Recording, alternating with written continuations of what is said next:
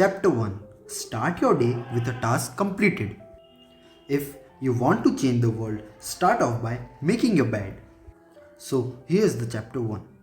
The barracks at Basic SEAL Training is a nondescript 3-story building located on the beach of Coronado, California, just 100 yards from the Pacific Ocean. There is no air conditioning in the building, and at night, with the windows open, you can hear the tide roll in and the soft pounding against the sand. Rooms in the barracks are Spartan. In the officers' room, where I berthed with 3 other classmates, there were 4 beds, a closet to hang your uniforms, and nothing else. Those mornings that I stayed in the barracks, I would roll out of my navy rack and immediately begin the process of making my bed. It was the first task of the day, a day that I knew would be filled with uniform inspections, long swims, longer runs, obstacle courses, and constant harassment from the SEAL instructor. "Attention!" shouted the class leader, Lieutenant Junior Grade Daniel Stewart, as the instructor entered the room. Standing at the foot of the bed, I snapped my heels together and stood up straight as a chief petty officer approached my position. The instructor, stern and expressionless, began the inspection by checking my starch in my green uniform that had to ensure the 8-sided cover was crisp and correctly blocked. Moving from top to bottom, his eyes looked over every inch of my uniform. Were the creases in the blouse and trousers aligned? Was the brass on the belt shined to a mirror-like radiance? Were my boots polished bright enough so he could see his fingers in their reflection? Satisfied that I met the high standards expected of a SEAL trainee, he moved to inspect the bed. The bed was as simple as the room. Nothing but a steel frame and a single mattress. A bottom sheet covered the mattress, and over that was a top sheet. A grey wool blanket tucked tightly under the mattress provided warmth from the cool San Diego evenings. A second blanket was expertly folded into a rectangle at the foot of the bed. A single pillow made by the lighthouse for the blind was centered at the top of the bed and intersected at a 90-degree angle with the blanket at the bottom. This was the standard. Any deviation from this exacting requirement would be the cause for me to hit the surf and the roll around the beach until I was covered head to toe with wet sand, referred to as a sugar cookie. Standing motionless, I could see the instructor out of the corner of my eye. He wearily looked at my bed. Bending over, he checked the hospital corners and then surveyed the blanket and the pillow to ensure they were correctly aligned.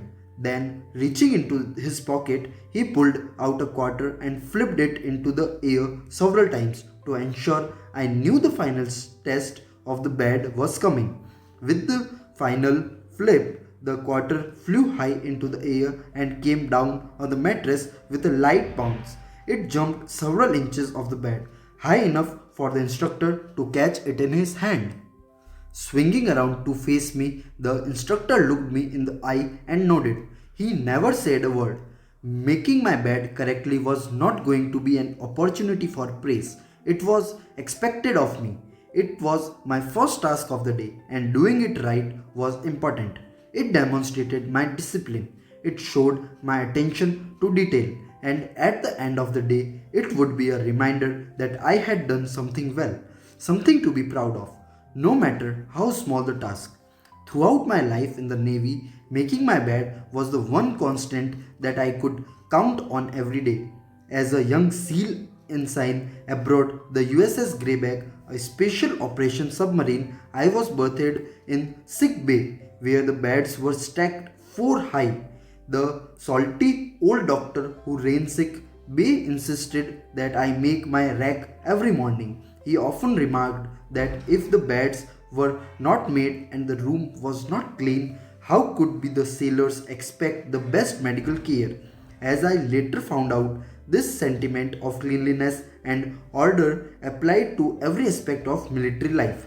30 years later, the Twin Towers came down in the New York City. The Pentagon was struck and brave Americans died in an airplane over Pennsylvania. At the time of the attacks, I was recuperating in my home from a serious parachute accident. A hospital bed had been wheeled into my government quarters, and I spent most of the day lying on my back, trying to recover. I wanted out of that bed more than anything else. Like every SEAL, I longed to be with my fellow warriors in the fight. When I was finally well enough to lift myself unaided from the bed, the first thing I did was pull the sheets up tight, adjust the pillow, and make sure the hospital bed looked presentable to all those who entered my home. It was my way of showing that I had conquered the injury and was moving forward with my life. Within 4 weeks of 9 to 11, I was transferred to the White House, where I spent the next 2 years in the newly formed Office of Combating Terrorism. By October 2003, I was in Iraq at our makeshift headquarters on the Baghdad airfield. For the first few months, we slept on army cots. Nevertheless, I would wake every morning, roll up my sleeping bag, place the pillow at the head of the cot, and get ready for the day. In December 2003, US force captured Saddam Hussein. He was held in confinement, during which time we kept him in a small room. He also slept on army cot, but with the luxury of sheets and a blanket. Once a day, I would visit Saddam to ensure my soldiers were properly caring for him.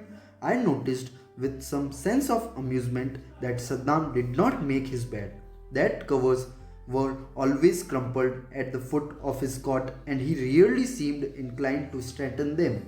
During the ensuing 10 years, I had the honor of working with some of the finest men and women this nation has ever produced, from generals to privates, from admirals to seamen recruits, from ambassadors to clock typists. The Americans who deployed overseas in support of the war effort came willingly, sacrificing much to protect this great nation. They all understood that life is hard and that sometime there is little you can do to affect the outcome of your day. In battles, soldiers die, families grieve, your days are long and filled with anxious moments.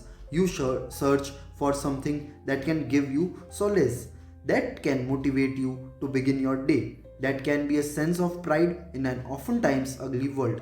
But it is not just combat, it is daily life that needs this same sense of structure. Nothing can replace the strength and comfort of one's faith, but sometimes the simple act of making your bed can give you the lift you need to start your day and provide you the satisfaction to end it right. If you want to change your life and maybe the world, start off by making a bed.